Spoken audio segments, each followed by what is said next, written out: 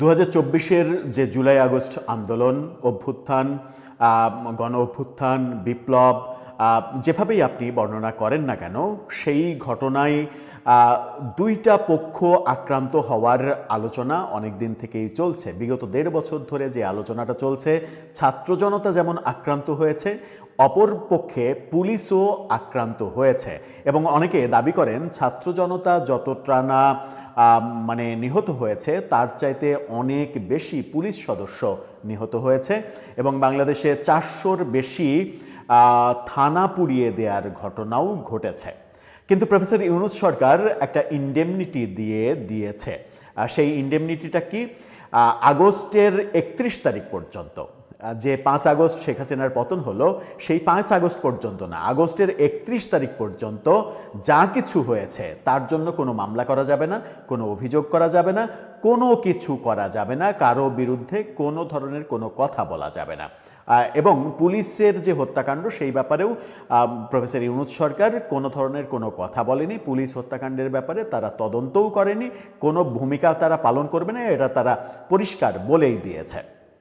কিন্তু সরকার পরিবর্তনের পরে দৃশ্যপট যখন চেঞ্জ হয়েছে, তখন আমার মনে হয় যে বেশিরভাগ জুলাই যোদ্ধারা একটা আতঙ্কের মধ্যে পড়ে গেছে এবং তাদের চোখে মুখে সেই আতঙ্কের ছাপটা স্পষ্ট হয়েছে।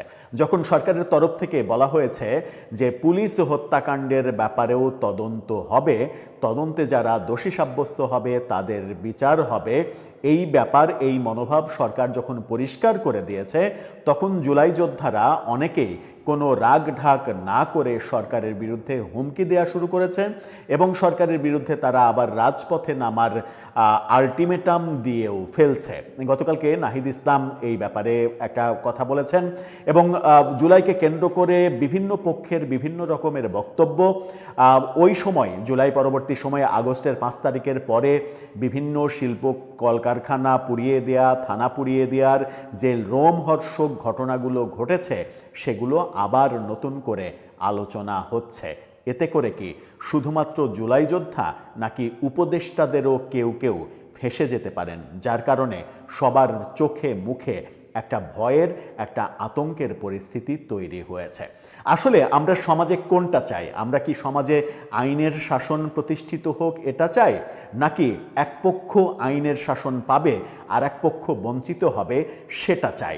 বৈষম্য মুক্ত যে সমাজ গড়তে আমরা চেয়েছি, সেই সমাজ গড়তে হলে আইনের যথাযথ প্রয়োগ সবার ক্ষেত্রেই সমানভাবে হতে হবে। এবং সেটা যদি হতে হয়, যারা পুলিশ আক্রান্ত হয়েছে, পুলিশ যারা মৃত্যুবরণ করেছে, তাদেরও বিচার পাওয়ার অধিকার রয়েছে।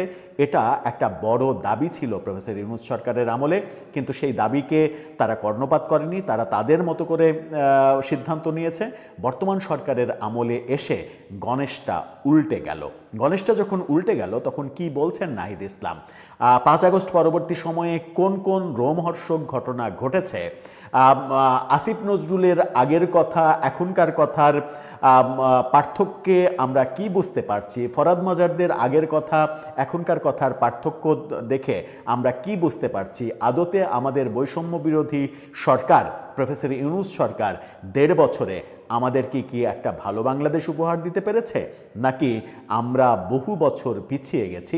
চলুন একটু আলোচনা করে দেখি, বোঝার চেষ্টা করি জুলাই যোদ্ধাদের চোখে মুখে আতঙ্কের মূল কারণটা কি। থাকবেন। বলছিলাম, পুলিশ হত্যার বিচার হবে, তদন্ত হবে, এই ঘোষণা যখন সরকারের পক্ষ থেকে এসেছে, তখন একটা আতঙ্ক তৈরি হয়েছে। আমরা কিছুদিন আগে দেখলাম হবিগঞ্জে স্বঘোষিত জুলাই যোদ্ধা মাহাদি, তিনি বলছেন আমি সেই যে এসআই সন্তোষকে পুড়িয়ে মেরেছি, থানা জ্বালিয়ে দিয়েছি। আমরা দেখেছি যে বৈষম্যবিরোধী আন্দোলনের এক নেতা, সম্ভবত তার নাম হাসিব, তিনি টেলিভিশন টক শোতে ওপেন বলেছিলেন, আমরা যদি পুলিশকে না মারতাম, আমরা যদি থানা জ্বালিয়ে না দিতাম, আমরা যদি মেট্রো রেলে আগুন না দিতাম, তাহলে এই বিপ্লব এত দ্রুত সফল হতো না। অর্থাৎ প্রচুর স্বীকারোক্তি, এরকম প্রচুর স্বীকারোক্তি রয়েছে। যখন এরকম স্বীকারোক্তি রয়েছে তখন নতুন সরকার সিদ্ধান্ত নিয়েছে পুলিশ হত্যাকাণ্ডের তদন্তের। এতে করে অনেকের ফেঁসে যাওয়ার সম্ভাবনা রয়েছে।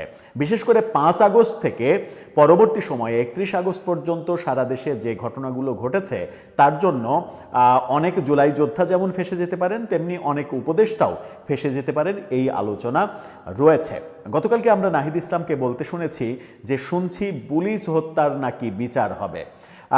যদি মানে জুলাই আন্দোলনের স্পিরিটের বাইরে যে সরকার কোনো কিছু করতে চায়, যদি এই ধরনের সিদ্ধান্ত সরকার নিতে চায় যেটা মীমাংসিত, তিনি তার ভাষায় যেটা মীমাংসিত বিষয়, অর্থাৎ প্রফেসর ইউনূস ওই যে ইন্ডেমনিটি দিয়েছেন সেটাকে তিনি বলছেন মীমাংসিত বিষয়। তিনি বলছেন যেটা মীমাংসিত বিষয় সেটা নিয়ে যদি আবার নাড়াচাড়া করতে চায় এই সরকার, তাহলে আমরা রাজপথে নামতে বাধ্য হব। অর্থাৎ সরকারকে একটা আলটিমেটাম তিনি দিয়ে দিচ্ছেন যে পুলিশ হত্যার বিচার করা যাবে না। তাতে করে কি হবে? তাতে করে নাহিদ ইসলামের কাছের মানুষজন অনেকেই যারা এই স্বীকারোক্তিগুলো দিয়েছেন, নাহিদ ইসলাম এই কাজ নিশ্চয়ই করেননি, কিংবা তাদের প্রথম সারির নেতারা এই কাজ করেননি, কিন্তু করেছেন তো, কেউ না কেউ তো করেছে, কেউ না কেউ করেছে। এতে করে নাহিদ ইসলামের আতঙ্কিত হওয়ার কারণটা অন্তত আমরা বুঝতে পারি না। তাহলে কি ওই যারা ইতিমধ্যেই স্বীকারোক্তি দিয়ে দিয়েছে তাদেরকে তিনি সেভ করতে চান? তিনি কি চান না যে এই দেশে আইনের যে মানে প্রয়োগ, সেই প্রয়োগ সমভাবে হোক? তিনি সরকারকে আলটিমেটাম দিলেন যে তারা আন্দোলনে নামবেন যদি পুলিশ হত্যাকাণ্ডের বিচার হয়। 5 আগস্টের পরের যে ঘটনাগুলো, তার একটা ঘটনা আপনাদেরকে বলি শুধু। আপনারা একটু ফিরে যান নভেম্বর 1 তারিখ বিডি নিউজ 24-এর যে খবর, সেই খবরে একটু ফিরে যান। সেই খবরে আমরা কি দেখছি? প্রথম শিরোনামটা দেখুন, গাজী টায়ার কারখানা আগুন ধরিয়ে দেয় দুর্বৃত্তরা, নিখোঁজ 182 ব্যক্তির তালিকা যাচাইয়ে পুলিশকে চিঠি। 182 জনকে পুড়িয়ে মারা হয়েছে গাজী টায়ারে, একটা ফ্যাক্টরিতে, শুধুমাত্র একটা ফ্যাক্টরিতে। এই ঘটনা যখন ঘটেছে তখন আরেকটা শিরোনাম দেখুন বিডি নিউজ 24-এর, তারা বলছে গাজী টায়ার্সে আগুন, প্রতিবেদনেও নিখোঁজ 182, ধামাচাপার অভিযোগ। অর্থাৎ সেই ঘটনা ধামাচাপা দেওয়ার চেষ্টা করা হয়েছে। এই যে 182 জন শ্রমিক আগুনে পুড়ে মরল, তাদেরকে পুড়িয়ে মারা হলো, এর বিচার কি সেই শ্রমিকের পরিবারগুলো চাইবার অধিকার রাখে না? এই যে মানে সিরাজগঞ্জের এনায়েতপুরের যে থানাতে ইতিহাসের ন্যাক্কারজনক ঘটনা ঘটল 5 আগস্টে, থানার ভেতরে বহু পুলিশ সদস্যকে আটকে রেখে পুরো থানায় আগুন ধরিয়ে জ্বালিয়ে তাদেরকে পুড়িয়ে মারা হলো, এবং সেখানে একজন গর্ভবতী মা ছিলেন পুলিশ সদস্য, তাকে পর্যন্ত রেহাই দেয়া হয়নি, তার গর্ভের শিশু সহ তাকে পুড়িয়ে দেয়া হয়েছে। সেই ঘটনার কি বিচার হওয়া উচিত নয়? এই ঘটনা যারা করেছে তাদের কি এই সমাজে আপনি সেফ এক্সিট দেবেন কিংবা সেফ লিভিং একটা পরিবেশ দেবেন? সেই বিতর্ক অনেক দিন থেকেই ছিল। কিন্তু নাহিদ ইসলামরা বলছেন যে এগুলো যদি সরকার করতে চায়, সরকারের বিরুদ্ধে তীব্র আন্দোলন করা হবে, রাজপথে নামবে।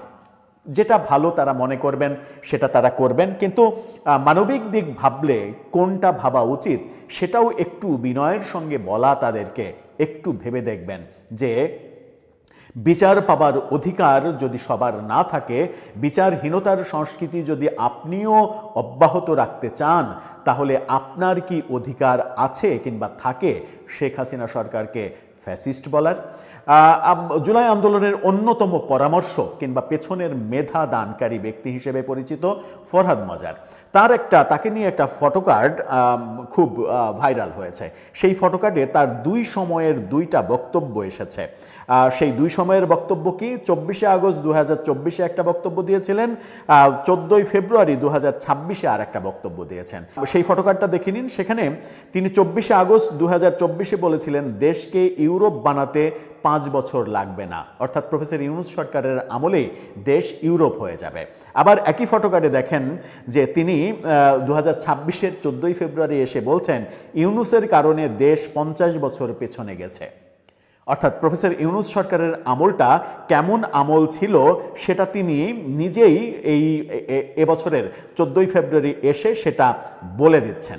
সেটা যখন বলে দিচ্ছেন তখন আমরা প্রফেসর ইউনূস সরকারের আমলের সব থেকে ধুরন্ধর এবং সব থেকে কৌশলী, নিজেকে যিনি প্রধান উপদেষ্টার পদে নিয়ে যাওয়ার অনেক চেষ্টা করেছেন প্রফেসর ইউনূসকে রাষ্ট্রপতি বানিয়ে, সেই আসিফ নজরুল তার যে সেই পপুলার মানে ভিডিও যে হায়াল্লা খালেদ যে বলছিলেন তার একটু অংশবিশেষ দেখুন। একই ভিডিওর মানে কি বলবো ফ্রেমে আপনি এখনকার তথ্যটাও দেখতে পাবেন, যেখানে দেখা যাচ্ছে যে সেই মহান মানুষটা তিনি যা আগে বলেছেন সেই মহান মানুষটার বিরুদ্ধে অভিযোগ উঠেছে যে প্রতিজন বিচারককে বদলির জন্য তিনি 50 লাখ থেকে 2 কোটি টাকা পর্যন্ত নিয়েছেন। একটু দেখে আসুন, তার বক্তব্যটা শুনে আসুন, তার আগের বক্তব্য আর বর্তমানে দুদকে তার বিরুদ্ধে যত অভিযোগ উঠেছে, শত শত হাজার কোটি টাকা লোপাটের যে অভিযোগ উঠেছে সেটা কি মেলে? একটু দেখে আসুন। আমার মাঝে মাঝে দুঃখ লাগে এই দেশে যারা শাসক আছে, আহারে আপনারা কি দুর্ভাগা, কত মানুষের দোয়া পেতে পারেন, কত মানুষের মুখে হাসি ফোটাতে পারেন। এই মানুষের দোয়া, মানুষের মুখে হাসি ফোটানো, মানুষের বুকের শান্তি, এইগুলির চেয়ে ধন সম্পদ, প্রতিপত্তি, অহমিকা এগুলি ইম্পর্টেন্ট কিভাবে? এই যে আমাদের প্রত্যাশা এবং প্রাপ্তির মাঝে একটা আকাশ পাতাল ফারাক তৈরি করেছে বিগত সরকার এবং জুলাই যোদ্ধাদের কাছ থেকেও তো আমাদের অনেক বেশি প্রত্যাশা ছিল যে তারা আমাদেরকে একটা নতুন বন্দোবস্ত দেবে, নতুন রাজনীতি দেবে, নতুন শাসন ব্যবস্থা দেবে, যেখানে আইনের শাসন যথাযথভাবে প্রতিষ্ঠিত হবে। যদি আপনি নতুন বন্দোবস্তই তৈরি করতে চান তাহলে আইনের শাসন যথাযথভাবে প্রতিষ্ঠিত করতে হবে। সমাজে অপরাধীকে অপরাধী বলতে হবে, নির্দোষকে নির্দোষ বলতে হবে। আপনি মানে এক পক্ষের বিচার হবে আর এক পক্ষের বিচার হবে না, আর এক পক্ষের বিচারের উদ্যোগ সরকার নিলে সেই সরকারের বিরুদ্ধে আপনি আলটিমেটাম দিবেন রাজপথে নামার কিংবা সরকারকে উচ্ছেদ করার। আপনি বলবেন যে এটা সেটেলড ইস্যু, এটা মানে সমাধান হওয়া ইস্যু, প্রফেসর ইউনূস সমাধান করে গেছেন।